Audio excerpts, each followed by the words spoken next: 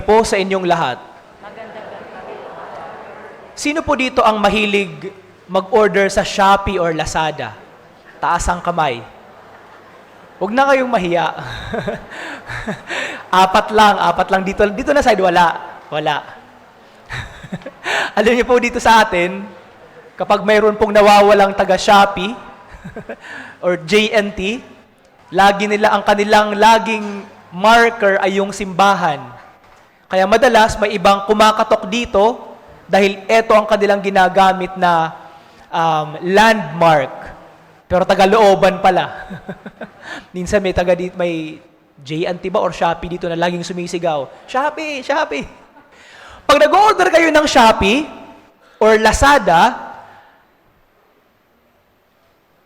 nagbabayad ba kayo agad? Or COD?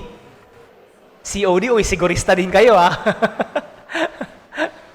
Ayaw nyo magbayad agad, yung prepaid na siya. Bakit ayaw natin? Bakit ayaw nating bayaran muna, o bayaran agad, yung na-order natin? Ang dahilan dahil gusto nating makasiguro, di ba? Mamaya yung dumating, imbis na lipstick, iba pala. Nangyari na sa akin na nung pandemic. I think nakwento ko na yun dito. Umorder ako ng stand ng cellphone.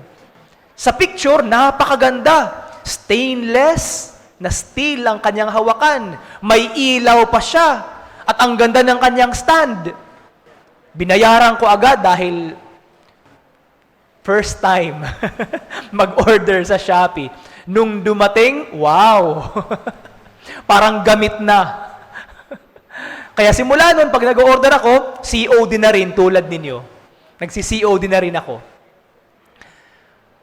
Ang ganitong ugali sa ating pag-o-order sa Shopee or Lazada, minsan, or madalas siguro, ganito rin ang ating ugali sa ating relasyon sa Diyos. Naisip nyo na ba na magpasalamat agad sa Diyos? Panginoon, salamat! Sa loob ng 9 na araw na ito ng simbang gabi, ibibigay niyo yung aking hinihiling. Ginawa niyo na ba yan? Hindi pa, di ba? Malay natin, hindi ibigay ng Diyos. Ayaw nating magpasalamat agad hanggat hindi ibinibigay sa atin ang ating hinihiling sa Diyos.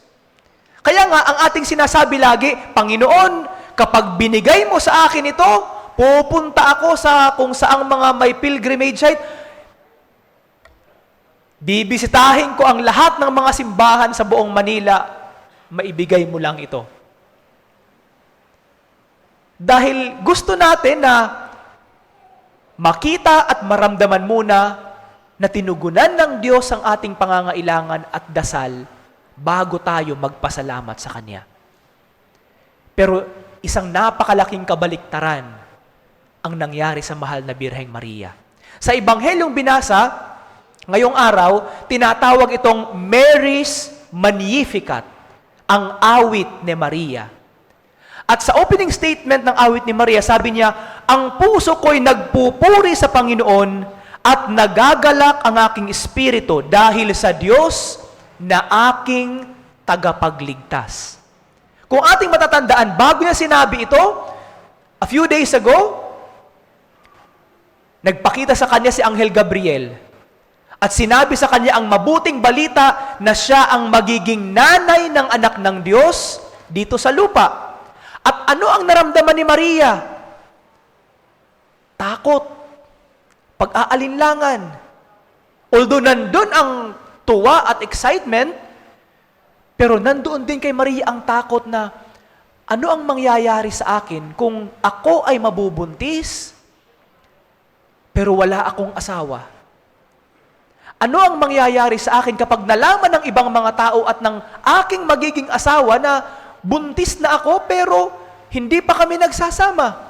Ano na lang ang sasabihin ng ibang mga tao sa akin at sa aking pamilya? Ito yung mga agam-agam sa isip na Maria. Pero, pagkatapos ng ilang araw, pinuntahan niya si Elizabeth na kanyang pinsan at eto ang mga lumabas na mga salita sa kanyang bibig. Ang puso ko ay nagpupuri sa Panginoon at nagagalak ang aking espiritu. Mga salita ng pagpapasalamat, ng pagpupuri sa Diyos, mga salita ng kagalakan sa gitna o sa likod ng mga walang kasiguruhang pangyayari na hindi alam ni Maria kung ano ang mangyayari sa kanya at kung ano ang kanyang kahinatnan. Hindi man siya sigurado, pero ang mga salitang lumabas sa kanyang bibig, pagpupuri, pasasalamat, mga salita ng kagalakan. Ito po ang ugali ni Maria. Ito po ang ugali ni Maria. Ni isang beses, wala tayong mababasa sa mga ebanghelyo na nagdamdam siya sa Diyos. Hindi niya sinabi na, Panginoon, ginawa mo akong ina ng iyong anak dito sa lupa, pero papatayin mo rin naman pala siya. Panginoon, ginawa mo akong nanay ng iyong bugtong na anak, pero sa huli pala, sasaktan mo lang din ako. Wala.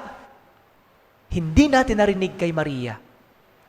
So pwede palang mangyari na bago pa dumating ang biyaya, pwede na pala tayo magpasalamat. Sa gitna ng maraming hamon sa ating buhay at maraming problema na ating hinaharap, pwede ba tayong magpasalamat? Pwede. Pwede ba tayong magpasalamat sa likod ng maraming bagay na nangyari na hindi naaayon sa ating mga plano at kagustuhan? Pwede ba tayong magpasalamat? Pwede. Nangyari ito kay Maria, pwede ring mangyari sa atin. Kaya nga po ang ating ugali na unahin niyo muna, Panginoon, ang pagtugon sa aking dasal bago ang aking pasasalamat ay hindi ugali ni Maria. At ito rin po ang ipinapaalala sa atin ngayon. Alam niyo po, every time mayroong simbang gabi, tuwing nagmimisa ako sa lahat ng mga simbang gabi, hindi ko man sinasabi ng malakas, pero kapag itinataas ko ang tinapay, ang ostya at ang kalis na may alak at tubig, kasama sa aking dasal, Panginoon, ang mga nagsisimba po ngayon dito na may mga kahilingan, sana po, tugunan ninyo. Tugunan ninyo. Dahil sigurado ako, marami sa atin, nais makumpleto ang 9 na araw na simbang gabi dahil may mga kahilingan tayo. May iba naman sa atin na nagsisimba dahil ito ay debosyon. Pero sa likod ng ating mga debosyon, mayroon din tayong mga hinihingi sa Diyos. At nandoon ang tanong minsan sa ating puso at sa ating isip, ibibigay ba ito ng Diyos sa akin sa loob ng 9 na araw? Mangyayari ba ang dinadasal ko at hinihiling ko sa Diyos bago magbagong taon, bago magpasko? Ito po ang mga tanong sa ating isip. At kahit hindi pa binibigay ng Diyos ang iyong kahilingan, pwede ka pong magpasalamat. Pwede ka pong magbigay ng mga papuri sa Diyos. Pwede ka pong magpasalamat sa Diyos. At ito po ang hamon sa atin sa 7 araw ng simbang gabi. Magpasalamat sa Diyos. Hindi pa man niya tinutugunan ang kahilingan mo, magpasalamat na sa Diyos.